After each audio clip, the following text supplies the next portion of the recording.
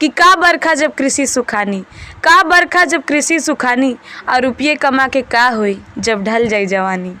ए राजा जी घरे आई ना, अब रउआ बिना हमार मन लागत नइखे।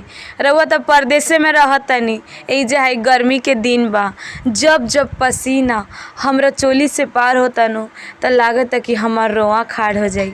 रउआ रुपया पैसा खातिर परदेसे रहतनी, अबो से घरे आ जाई। हमरा रुपया पैसा ना चाही, हमरा सोना चांदी भी ना चाही। रउआ हम राखी के सोजा रहेम नु, हमार कुल सिंगार पूरा बाए राजा जी। नमस्कार, हम निपुण सिंह रउआ देख रहल बानी बीएमएन सारण।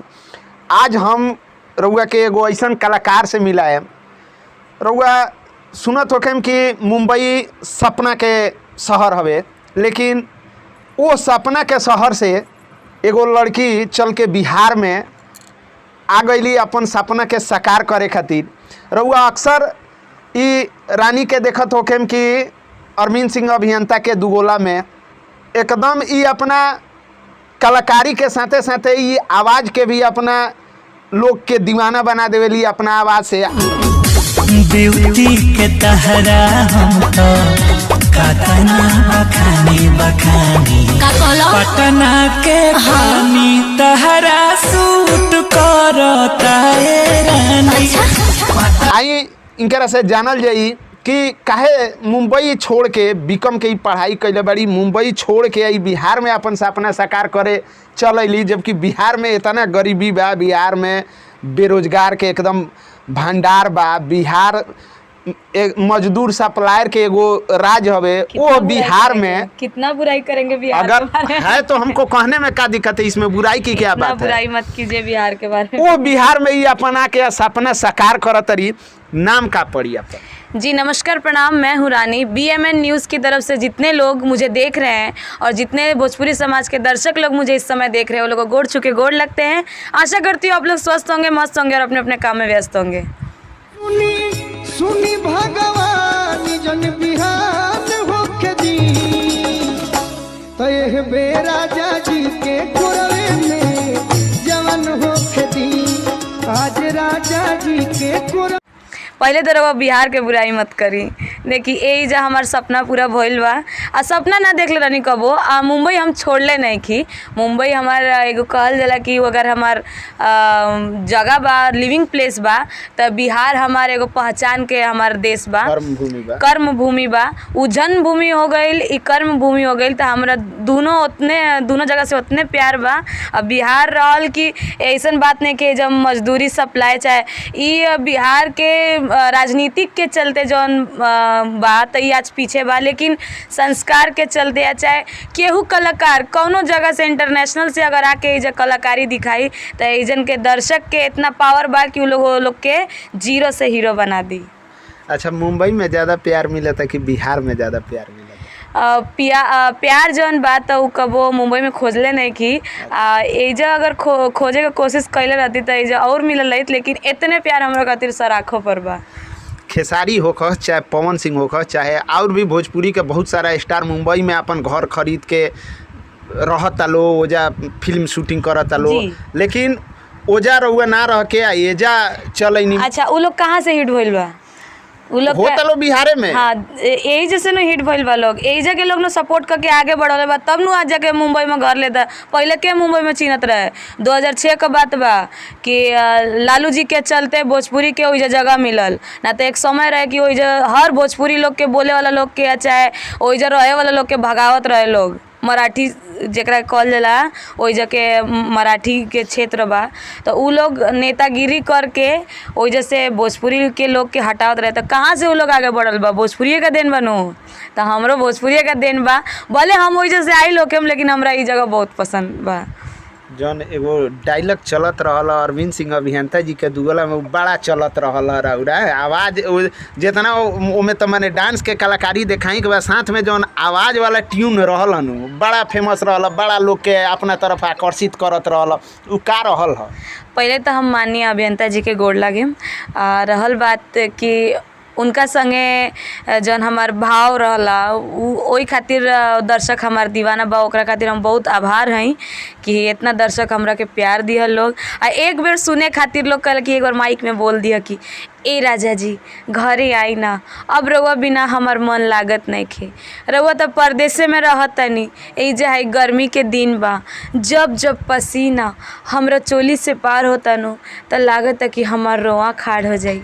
रउआ रुपया पैसा खातिर परदेसे रहतनी, अब से घरे आ जाई। हमरा रुपया पैसा ना चाही, हमरा सोना चांदी भी ना चाही, रउआ हम राखी के सोजा रहेम नु हमार कुल सिंगार पूरा बाए राजा जी। इहे लोग के बहुत पसंद बा कि एगो लड़की जौन पाव भाजी वड़ा पाव से डायरेक्ट वो लिट्टी चोखा पे आवे के जौन सफ़र बा, लोग के बहुत पसंद बा कि भोजपुरी केंगा बोल ले ये इतना हमनी के बिहारी भाषा में केंगा एकदम रंग गइल बिया। अब लागत है कि मरते दम तक ना हटी। और उनका संग एगो शायरी भी हम बोली ना कि का बरखा जब कृषि सुखानी, का बरखा जब कृषि सुखानी, और रुपये कमा के का होई जब ढल जाई जवानी। अब अभियंता जी के साथ प्रोग्राम नहीं खे होई तनी हम टाइम ले बानी, जैसे कि अपन प्रोग्राम होता, दर्शक के नया नया चीज़ देखे में एंटरटेनमेंट मिलेला। तो हम पहले जो नारदी विधा में रहत रहनी, अब तनी अखड़ा जौन मेला कहल जाला उमा बानी। धीरे धीरे हमार शूटिंग स्टार्ट होगे वाला बा, एल्बम में लौकेम। तो हम दर्शक के दिल में जगह बनावे खातिर अलग अलग चीज़ में अपन जौन टैलेंट बा उ देखावत रहे। अच्छा, जौन एगो कंट्रोवर्सी चलत रहल भोजपुरी सिंगर लोग के बीच में, उ बेरा कंट्रोवर्सी बंद बा। तो यहाँ खड़ा वाला कंट्रोवर्सी बड़ा चलल बा, जैसे कि रानिए हो गईली, काजल राज हो गईली, माही मनीषा हो गईलो, हलचल गुड़िया हो गईली, दिशा हो गईली। ये लोग में एकदम अखाड़ा खातिर एकदम इतना कंट्रोवर्सी चलता, हम 20 तो हम 20 हम 20। ई का मामला बा? अब ना हम केहू के अपन कॉम्पिटिटर मानी ना कि हमार कंपटीशन में केहू बा, इहो ना जानी ना कि हमरा से नीचे केहू बा। हम कही ना कि ठीक बा, हमरा अंदर जौन टैलेंट बा, कलाकारी बा, हम देखाई ना।